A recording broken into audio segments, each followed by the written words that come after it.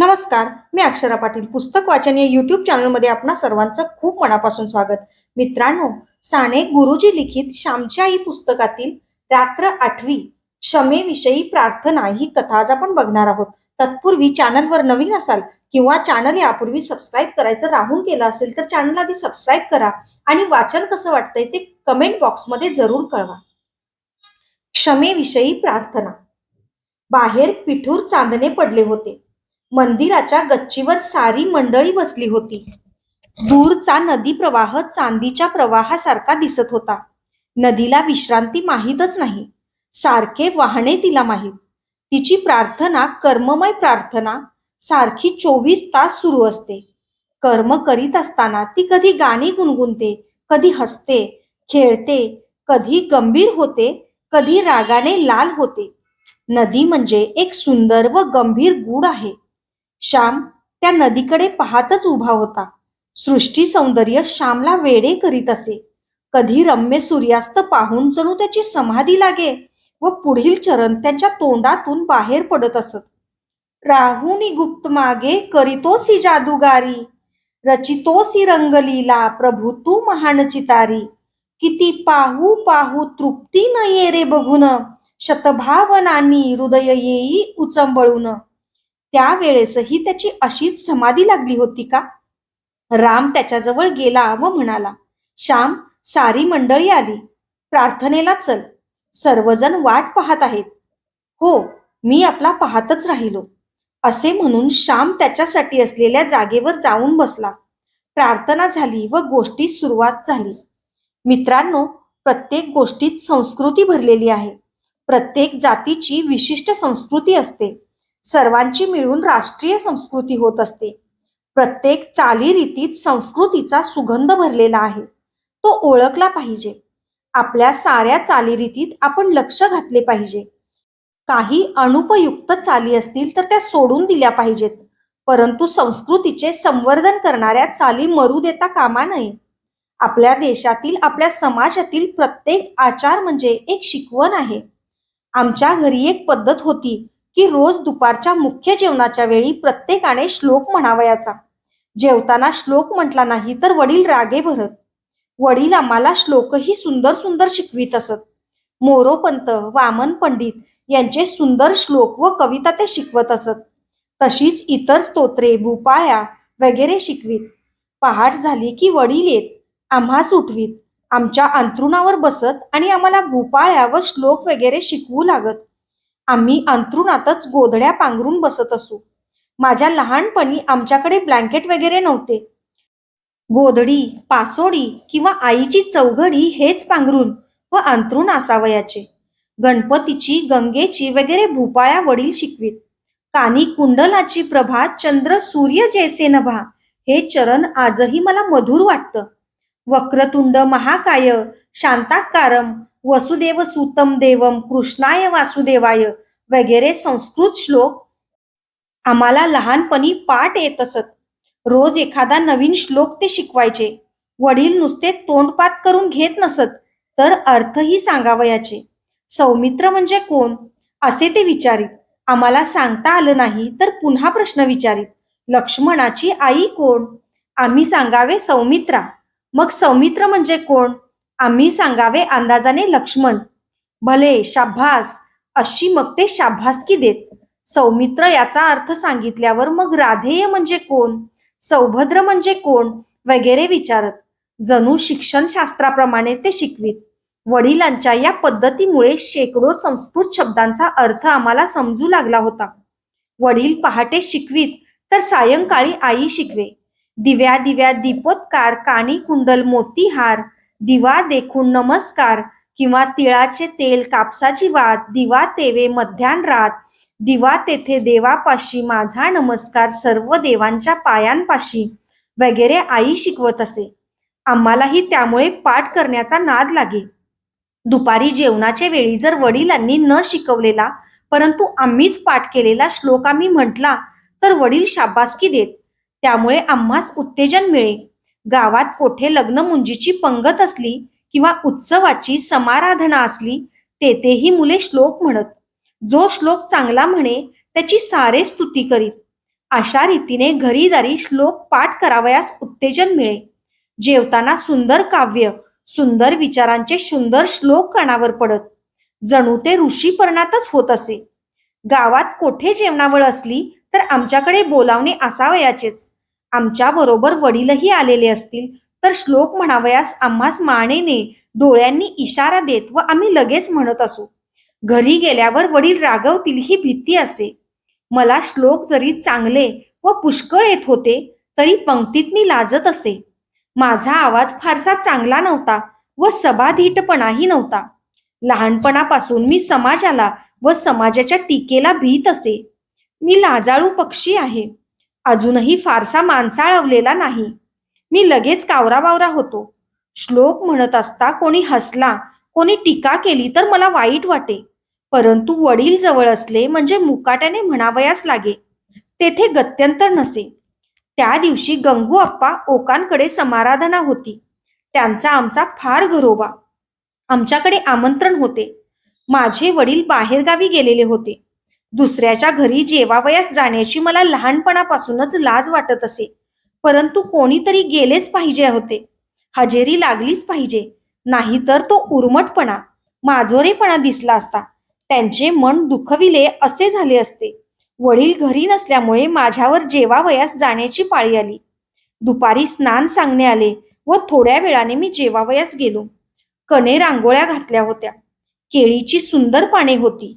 मी एका आगोल तलीवर जाऊन बसलो. उदबत्त्यांचा घमघमाट सुटला होता. उन्हाळ्याचे दिवस होते म्हणून पाण्याच्या मोठ्या हंड्यांना बाहेरून फडकी लावलेली होती व पाण्यात वाळा टाकलेला होता. घरोघराचे कोणी आले की नाही, का आले नाही याची चौकशी झाली.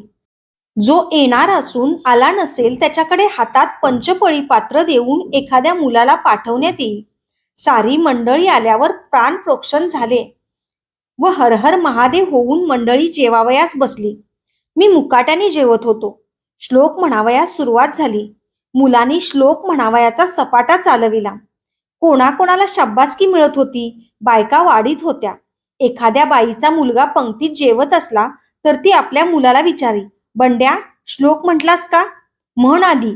श्लोक म्हणणे म्हणजे सदाचार व भूषण मानले जाई.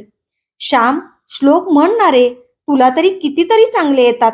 तो चैतन्य सुमन नाही तर डिडीम डिडीम म्हण.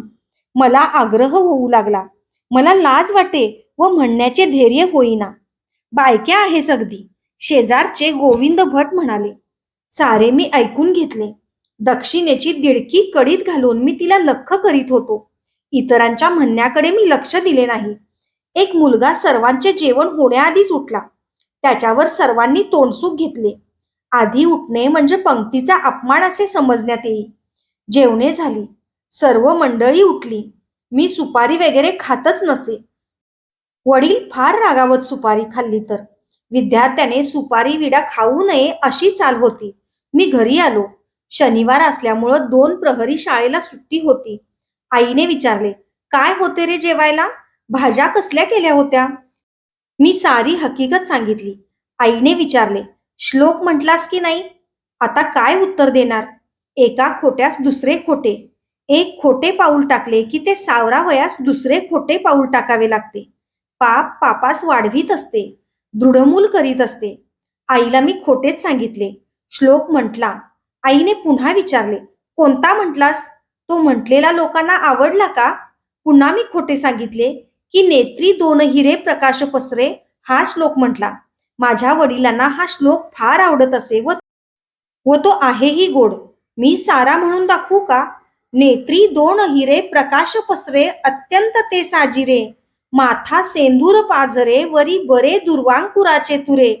माझे चित्त विरे मनोरथ पुरे देखोनी चिंता हरे. गोसावी सुत वासुदेव कवी रे त्या मोरयाला स्मरे. मी आईला हे सारे खोटेच सांगत होतो. तोच शेजारची मुले आली. एकमेकांच्या खोड्या करावयाच्या, एकमेकांची उणी पहावयाची, एकमेकास मार बसवावयाचा हा मुलांचा स्वभाव असतो. शेजारचे बंड्या, बन्या, वासू सारे आले व आईला म्हणाले, यशोदा काकू, तुमच्या श्यामने आज श्लोक नाही म्हटला. सारे त्याला म्हण म्हण असे सांगत होते, परंतु याने म्हटलाच नाही. श्यामनेच मला शिकवलेला भरुनी गगन ताटी शुद्ध नक्षत्र रत्ने तो मी म्हटला व मला शाबासकी मिळाली असे वासू म्हणाला. गोविंद म्हणाला, असा येता देखे रत निकट तो श्यामल हरी हा मी म्हटला व नरसू अण्णांनी मला शाबासकी दिली. आई मला म्हणाली, श्याम मला फसविलेस, खोटे बोललास, श्लोक म्हटला म्हणून मला सांगितलेस. वासू म्हणाला, श्याम केव्हा रे म्हटलास? बन्या म्हणाला, अरे त्याने कानात म्हटला असेल, तो आपल्याला कसा ऐकू येईल? बंड्या म्हणाला, पण देवाने तर ऐकला असेल. मुले माझी थट्टा करीत निघून गेली. मुले म्हणजे गावातील न्यायाधीशच असतात. कोणाचे काही लपू देणार नाहीत. गावातील सर्वांची बिंबे चव्हाट्यावर आणणारी वर्तमानपत्रेच ती. मला आई म्हणाली, श्याम तू श्लोक म्हटला नाहीस ही एक चूक व खोटे बोललास ही तर फार भयंकर चूक. देवाच्या पाया पड व म्हण, मी पुन्हा असे खोटे बोलणार नाही. मी मुकस्तंभ तेथे उभा होतो. आई पुन्हा म्हणाली, जा देवाच्या पाया पड, नाहीतर घरी येऊ देत. त्यांना सांगेन, मग मार बसेल, बोलणी खावी लागतील. मी जागचा हल्लो नाही. मला वाटले आई वडिलांना सांगणार नाही, ती विसरून जाईल. आजचा तिचा राग उद्या कमी होईल. आई पुन्हा म्हणाली, नाही ना ऐकत, बरं मी आता बोलत नाही. वडील रात्रीसच परगावाहून आले होते. रोजच्या प्रमाणे ते पहाटे उठवावयास आले. त्यांनी भूपाळ्या सांगितल्या. आम्ही म्हटले. वडिलांनी मला विचारले, श्याम काल कोणता श्लोक म्हटलास? आई ताक करीत होती. तिची सावली भिंतीवर नाचत होती. उभे राहून ताक करावे लागे. मोठा डेरा होता. माथ्या सुद्धा मोठा होता. आईने एकदम ताक करावयाचे थांबवले व ती म्हणाली, श्यामने काल श्लोक म्हटला नाही. मला मात्र खोटेच येऊन सांगितले की म्हटला. परंतु शेजारच्या मुलांनी सारी खरी हकीकत सांगितली. मी त्याला सांगत होते की देवाच्या पाया पड व पुन्हा खोटे बोलणार नाही असे म्हण. परंतु किती सांगितले तरी ऐकेनाच. वडिलांनी ऐकले व रागाने म्हटले, होय का रे, उठ, उठतोस की नाही? त्या भिंतीजवळ उभा राहा. श्लोक म्हटलास का काल? वडिलांचा राग पाहून मी घाबरलो. मी रडत रडत म्हटले, नाही म्हटला. मग खोटं का सांगितलेस? 100दा तुला सांगितले आहे की खोटे बोलू नये. वडिलांचा राग व आवाज वाढत होता. मी कापत कापत म्हटले, आता नाही पुन्हा खोटे बोलणार. आणि ती देवाच्या पायापड म्हणून सांगत होती तर ऐकले नाहीस? आई बापांचे ऐकावे हे माहीत नाही वाटते. माजलास होय तू? वडील आता उठून मारणार असे वाटू लागले. मी रडत रडत आईजवळ गेलो व आईच्या पायांवर डोके ठेवले. माझे कडत कडत अश्रू तिच्या पायांवर पडले. आई मी चुकलो, मला क्षमा कर असे मी म्हटले. आईच्याने बोलवेना. ती वात्सल्यमूर्ती होती. विरघळलेल्या ढेकळाप्रमाणे माझी स्थिती झालेली पाहून तिला वाईट वाटले. परंतु स्वतःच्या भावना आवरून ती म्हणाली, देवाच्या पाया पड, पुन्हा खोटे बोलण्याची बुद्धी देऊ नकोस असे त्याला प्रार्थून सांग. मी देवाजवळ उभा राहिलो. स्पुंदत स्पुंदत देवाला प्रार्थून लोटांगण घातले. नंतर मी पुन्हा भिंतीजवळ जाऊन उभा राहिलो. वडिलांचा राग मावळला होता. ये इकडे असे ते म्हणाले. मी त्यांच्याजवळ गेलो. त्यांनी मला जवळ घेतले. पाठीवरून हात फिरवला व ते म्हणाले, जा आता, शाळा आहे ना? मी म्हटले, आज रविवार आहे, आज सुट्टी आहे. वडील म्हणाले, मग जरा नीज हवा तर, का शेतावर येतोस माझ्या बरोबर? पत्रावळींना पाणी आणू आपण. मी होय म्हटले. वडिलांचा स्वभाव मोठा हुशार होता. त्यांनी एकदम सारे वातावरण बदलले. रागाचे ढग गेले व प्रेमाचा प्रकाश पसरला. जसे काही झालेच नाही. आम्ही बापलेक शेतावर गेलो. माझी आई मूर्तिमंत प्रेमळ होती, तर वेळ प्रसंगी ती कठोर होत असे. तिच्या कठोरपणातच खरे प्रेम होते, खरी माया होती. कधी कठोर प्रेमाने तर कधी गोड प्रेमाने आई या श्यामला आम्हा सर्वांना वागवीत होती. कधी ती प्रेमाने थोपटी तर कधी रागाने धोपटी. दोन्ही प्रकाराने ती मला आकार देत होती. या भेडप व एदी गोळ्याला रूप देत होती.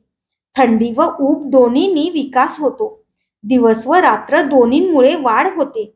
सारखाच प्रकाश असेल तर नाश, म्हणून एका कवितेत म्हटले आहे, करुणी माता अनुराग राग, विकासवी बाळ मना विभाग, फुले तरु सेवुनी उष्ण शीत, जगी असे हीच विकास रीत. धन्यवाद. अशाच नवनवीन आणि विविध विषयांवरच्या कथा, कविता आणि पुस्तकांसाठी पुस्तक वाचन बाय अक्षरा पाटील हे चॅनल सबस्क्राईब करा आणि व्हिडिओ कसा वाटला ते कमेंट बॉक्समध्ये जरूर कळवा. थँक्यू.